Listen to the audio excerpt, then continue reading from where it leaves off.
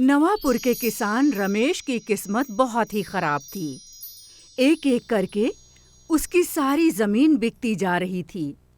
अब उसके पास जमीन का सिर्फ एक छोटा टुकड़ा था, जिस पर वो अपनी हल्की फुल्की खेती करके अपना और अपने परिवार का गुजारा करता था। पर गांव के जमींदार की नजर उसकी उस छोटी सी खेती पर भी थी। अरे भाई रमेश, इस छोटी सी खेती का क्या करोगे तुम? अरे इसे भी मुझे बेच दो। जमींदार साहब, अगर इसे भी आपको मैंने बेच दिया तो मैं खाऊंगा क्या? अरे कहीं और जाकर नौकरी कर लेना भाई, गांव छोड़ देना। आप कहीं और जाकर जमीन खरीद लो। छेदीलाल, जब भी मैं अपनी जमीन यहाँ से वहाँ तक देखता हूँ ना, बीच में इसकी जमीन का टुकड़ा दाग की तरह नजर आता है मुझे। इस दाग को न स्याही से धो दो जमींदार साहब। स्याही से? वो कैसे? अरे वो सब आप मुझ पर छोड़ दो। और शाम को छेदीलाल अचानक खेत से लौट रहे रमेश को मिलता है और कहता है, अरे रमेश यार, तुम यहाँ घूम रहे हो? तुम्हें पता है हमारी सरकार किसानों के लिए कुछ न कुछ करती रहती है। आज वो किसानों को 5-5 हजार रुपए दे रही है। सारे किसान ले गए, तुम नहीं आए। अरे मुझे तो मालूम ही नहीं था। अरे अब तो मालूम हो गया ना, तो अब जाओ जल्दी जमींदार के यहाँ एक पर्चा साइन करो और 5 हजार ले आओ। रमेश खुशी खुशी जाकर पर्चा साइन करके 5 हजार ले लेता है। काफी दिनों बाद उसके घर में डिब्बा भर के राशन आता है। मगर दूसरे दिन जैसे ही वो अपने खेत पर जाता है, जमींदार आकर उसे रोक देता है। अरे अरे अरे रमेश, कहाँ आ रहे हो भाई? आज से ये खेत मेरा है। आपका कैसे? ये तो मेरा है।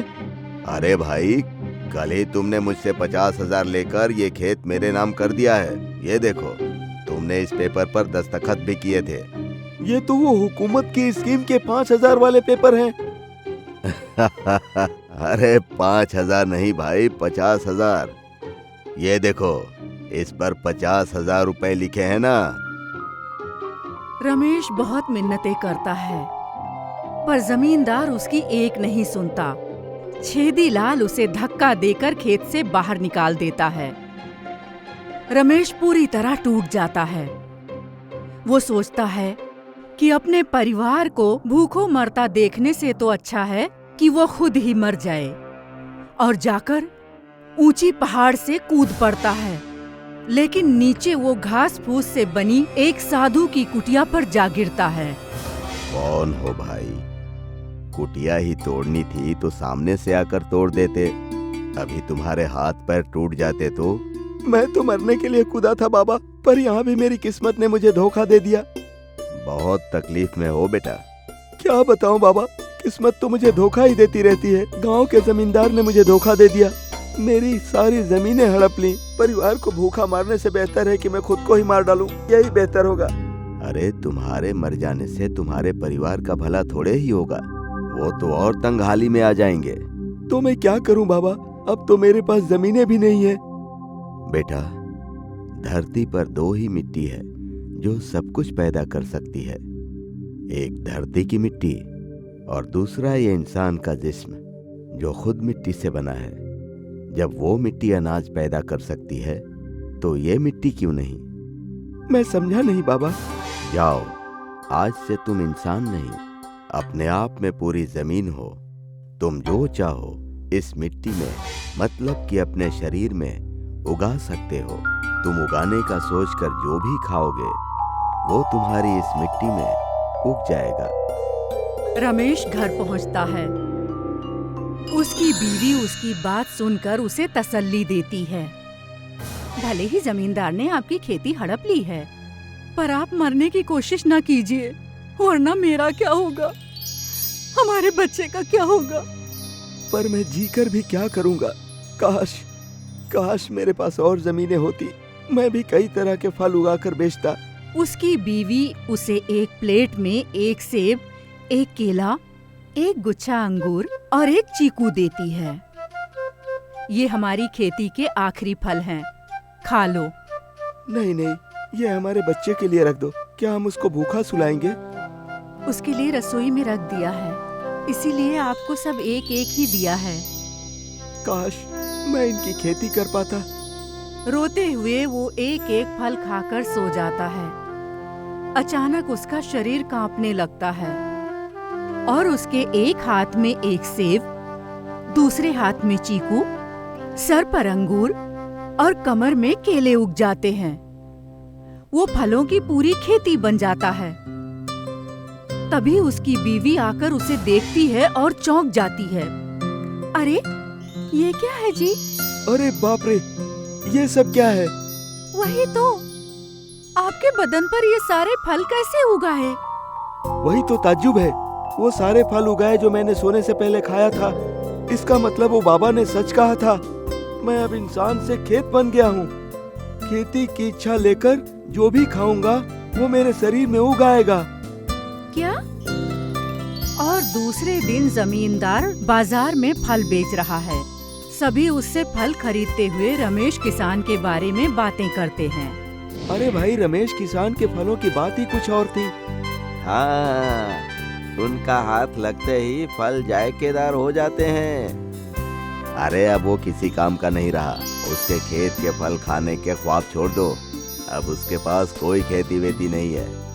अरे वो क्या है? अरे ये तो रमेश है। अरे तुम लोगों को मेरी खेती के फल बहुत पसंद है ना? तो लो, मैं तुम लोगों के लिए खुद खेती बनकर आया हूँ। बोलो बोलो, कौन सा फल चाहिए? मुझे सेब, मुझे केले, मुझे अंगूर और मुझे चीकू। अरे जमींदार साहब, ये सब क्या है? अरे कुछ नहीं, देखते रहो। कुछ ही देर में इसके सारे फल खत्म हो जाएंगे तो लोग हमारे पास ही आएंगे। फिक्र मत करो। अरे रमेश भाई, आपने तो अजीब सी दुकान बनाई है। मुझे 1 किलो अमरूद चाहिए था। अरे तो तुम मेरे पास से ले लो। तभी वो देखते हैं रमेश उस औरत के हाथ से वो अमरूद लेकर खा जाता है। अभी अमरूद की खेती से जितने चाहिए तोड़ लेना। ये लो, जितने चाहिए तोड़ लो।